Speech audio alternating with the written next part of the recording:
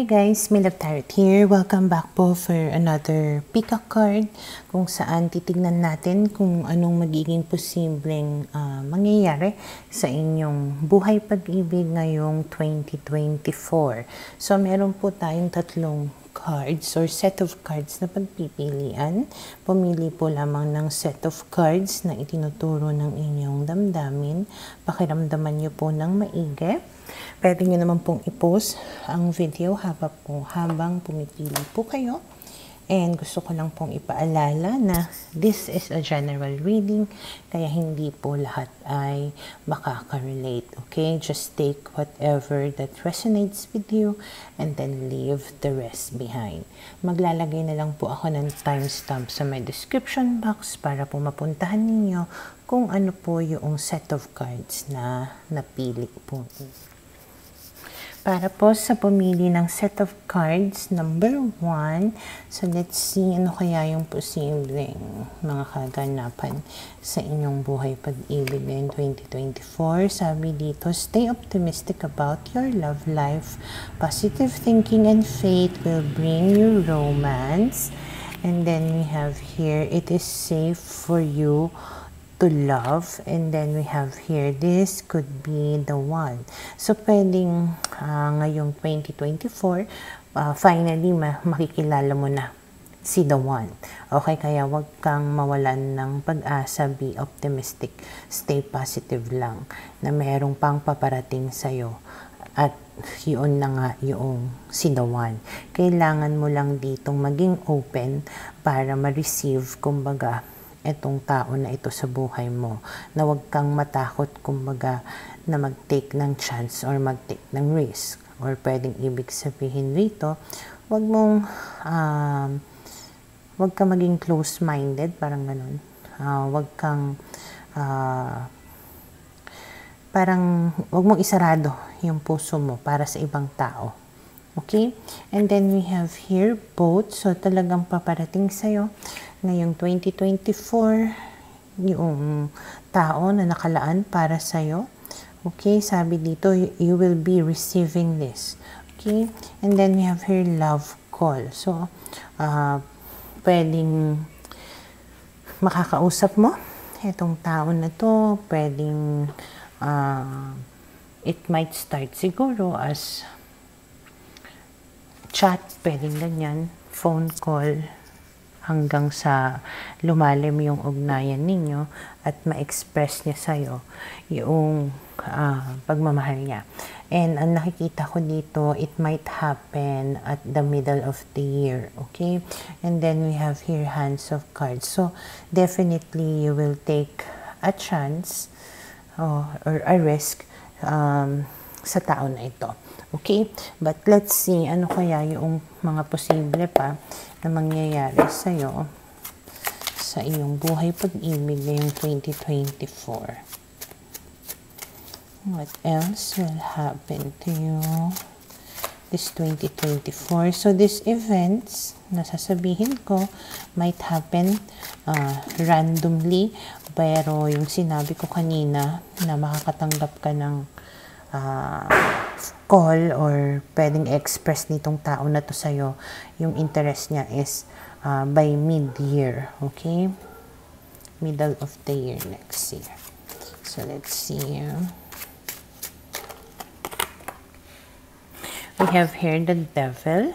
So, may mga pagbabago na mangyayari sa iyong love life.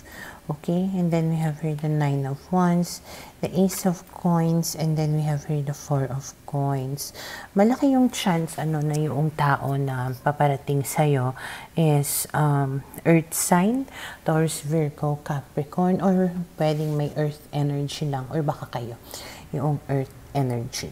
Okay, it can also be Sagittarius. Base sa mga barahan na to, this person will get attracted to you talaga. But at first, parang hesitant ka. Kaya sinasabi niya dito, it is safe for you to love. Kasi pag once na na-attract sa'yo itong tao na to, parang nilalayuan mo parang, teka lang, nag-aalangan ka. Okay? Either hindi ka sure sa tao na to, or either may inaantay ka pa na iba siguro. Kaya pwede ito, si Four of Coins. Pwede kasi na meron ka pang hindi ma-let go of. Okay? Pero ang in-offer talaga sa iyo nitong bagong tao na to is a committed relationship. But you are hesitant na tanggapin ito. Okay? And then we have the Eight of Cups. So parang you're still, maybe at the first part of the year, you're still seeking your happiness. You're still trying to figure out, ano kaya ang gagawin ko, maghihintay pa kaya ako sa kanya, ganyan. So, hindi ka pa ganun nakasure. And then, we have here the Star, which means, parang umaasa ka pa nga. Pero, you keep on getting disappointed here. And then, eventually, siguro, hindi mo na makakayanan yung pahirap, yung pain. Okay, and then we have here finally, parang nag-move on ka na dito. Or habang nare-realize mo na dito yung disappointment mo dun sa tao na yon, pwedeng magsisimula na yung paramdam sa'yo nitong bagong tao. You will be having a conversation with this new person. Okay, and then we have here the Emperor, the Knight of Cups, and then we have here the Seven of Coins. So talagang nag-e-express na siya sa'yo dito ng interest niya. May mga plano talaga siya for the both of you. Ganon. At parang patient siya with you. Hindi ka niya mamadaliin. Okay, talagang magtsatsaga siya sa'yo. Naligawan ka. Okay. And then we have here the Empress. So parang this is a match. A good match talaga for you.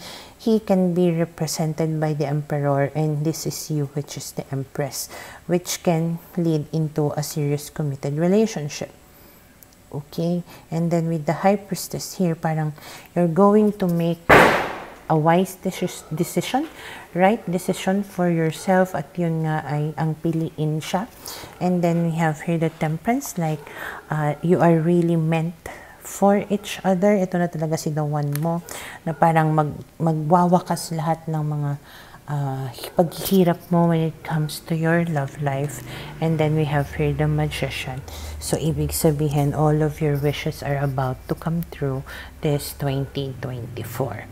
Okay? So, yun yung nakikita ko na posibleng mangyayari sa mga pumili ng set of cards number 1. Para sa pumili ng set of cards number 2, we have here Unrequited Love. And then we have here Reconciliation. And then we have here Release Your Ex. Okay. So, mukhang sinasabi dito sa 2024, you might be involved in a relationship kung saan parang one-sided yung pagmamahal, okay, or feeling mo mas mahal mo siya kaysa sa mas mahal ka niya, okay, but there is a chance na tipong on and off yung magiging relationship ninyo. Pwedeng siya yung palaging nakikipaghiwalay sa'yo, and then makikipagbalikan, syempre tatanggapin mo, tapos ang sinasabi dito, release your ex. Okay? Pwedeng, siguro at the end of the year, next year, finally, pwedeng matauhan ka at i-release mo itong relationship mo na ito. Okay? And then we have here cassette. Ang sabi dito, outdated thinking. So, pwedeng ibig sabihin rin lang nito is yung rewind, ganyan, every time na ipe-play mo, and then uulitin mo na naman, parang gano'n. So, kailangan mo kumbaga na palitan how you think or how you deal with the relationship. Kaya siguro paulit-ulit yung nangyayari sa relasyon ninyo.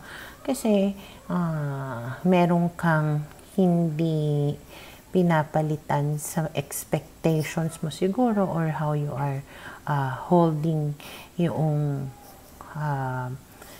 sarili mo or yung kung paano ka makipag-deal sa tao na ito.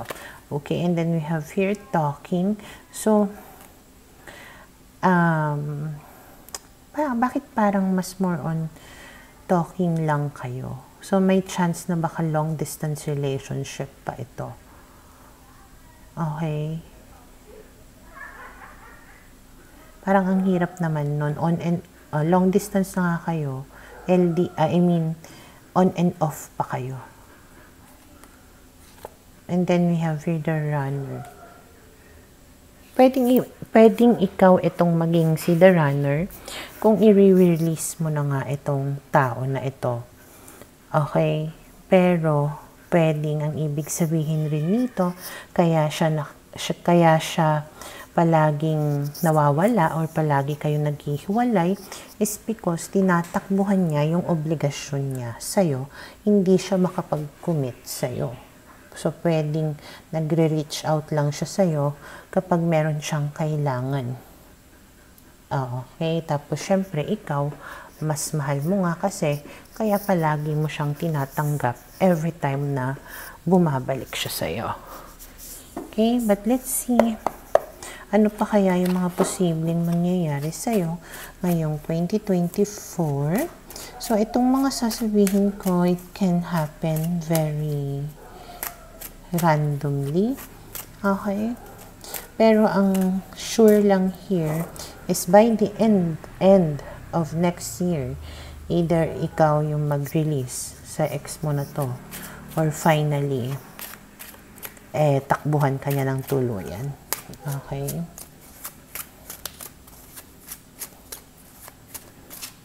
Let's see. What else will happen? So, we have here the Six of Swords.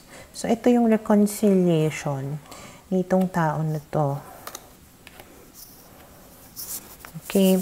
So, parang ang nangyayari dito, manunumbalik siya sa'yo, papangakuan ka niya ng committed relationship, and then bigla na naman siyang magiging busy, kunyari, tipong acting like as if single siya, ganon, nagagawa niya ng malaya kung ano yung gusto niyang gawin, lalong-lalo na nga kung long distance relationship kayo. Or pwedeng, pinapangakuan ka lang niya ng kung ano-ano, pero hindi naman talaga siya nagko-commit sa'yo. Okay? And then we have here the Queen of Cups, of course. Mahal na mahal mo yung tao na to. Pero, patuloy na nagsisinungaling sa'yo itong tao na ito. Okay.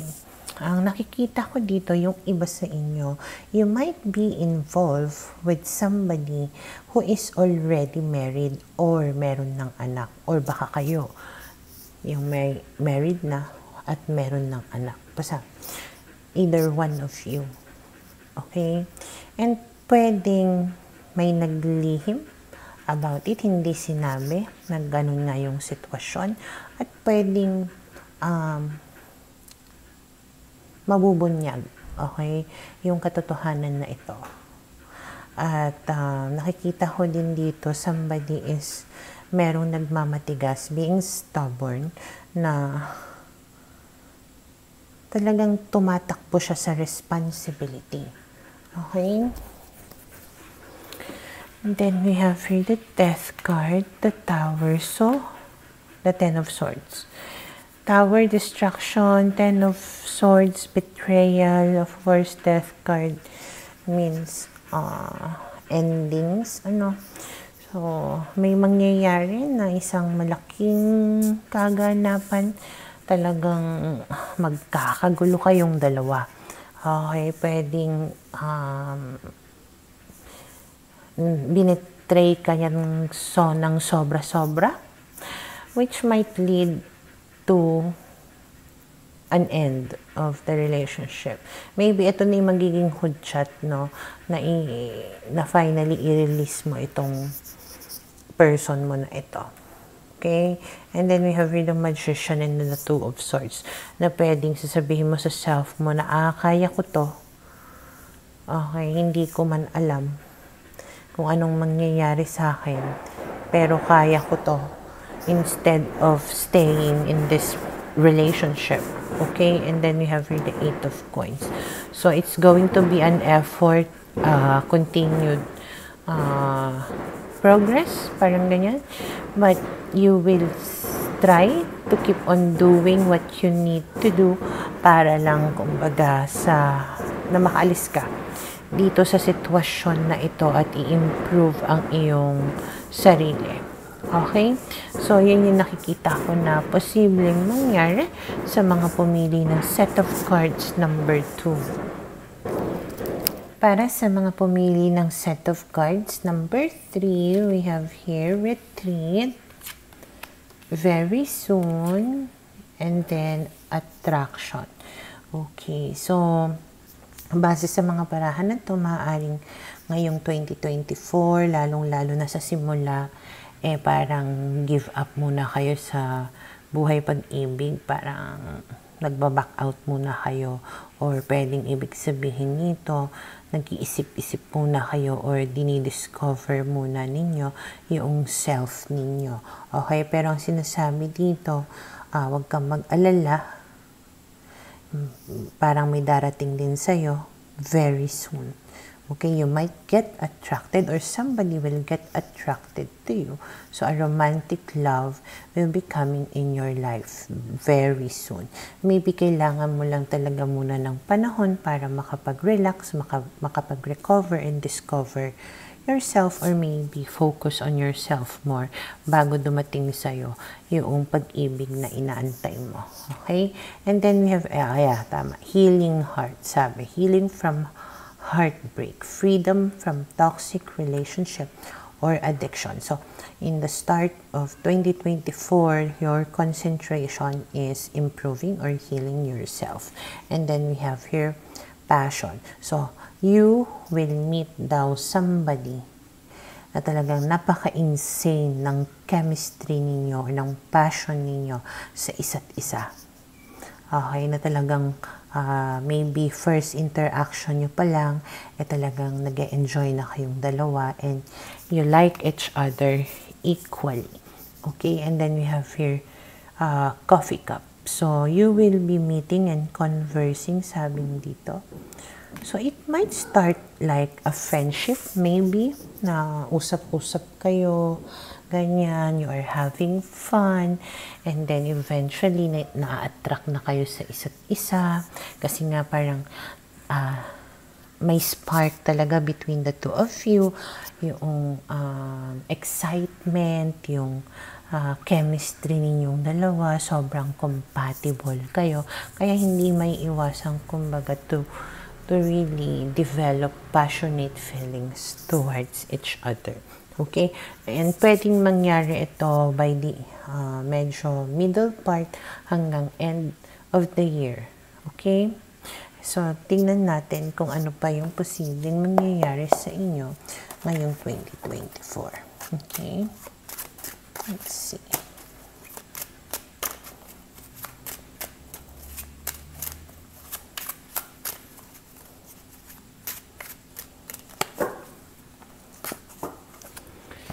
Okay, so we have here the 8 of Wands. So, meron ka talagang makakausap dito na tipong ang gaan-gaan, kumbaga, noong pag-uusap ninyong dalawa. Tipong parang hindi kayo nauubusan ng pinag-uusapan. And makikita mo talaga yung progress ng inyong relationship na medyo mabilis. Kumbaga, yung usad nito, mabilis yung development ng feelings ninyo with each other. And then we have here the Empress, the Temperance card, and then we have here the 9 of Wands. So, Empress, pwedeng ang ibig sabihin nito, talagang nararamdaman mo yung pag-care niya sa'yo, yung pag-nurture niya sa'yo, parang kalmado ka at peace ka every time that you are together.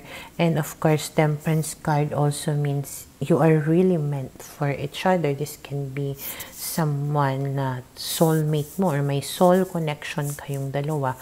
Kaya everything seems like harmonious. Okay? At peace ka, hindi ka troubled. Okay? Pero we have here the Nine of Wands. Medyo siguro, ano lang, medyo natakot ka lang somehow. Na parang, bakit ganun yung nararamdaman ko? Bakit parang ang bilis yata ng usad? So, medyo because of that thought, pwedeng you will hold yourself back, pero you cannot deny the fact na talagang ang gaan-gaan ng mga bagay-bagay. Yung pag-overthink mo na lang kumbaga yung kalaban mo dito. Kasi nga, maybe this is something new to you, hindi mo ine-expect, ganyan. Nagtataka ka, bakit ganun na yung nangyayari between the two of you. Okay? And then we have here the Hermit. So, medyo may period of time na nag-iisip-isip ka. And then, suddenly, you will realize na, oh, we are really attracted to each other. Mahal nga namin talaga yung isa't isa. Two of Cups can also mean soulmate card. Like, para kayong pinagbiyak. Whatever it is that you are feeling, yun din yung nararamdaman niya. So, pwedeng marirealize mo na, this can be the one.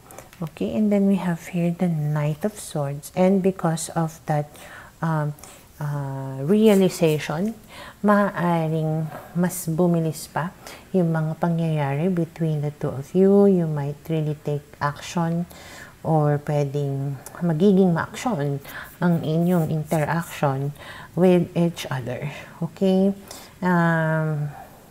Pwede rin magkakaroon kayo dito ng honest talk with each other to make things really clear between the two of you. Okay? So, ibig sabihin talagang maganda rin yung communication ninyo sa isa't isa, very open with each other about what you feel for one another.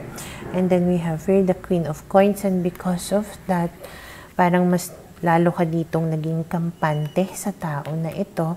And then, parang nagkakaroon kayo dito ng mga plano for the future, ganyan.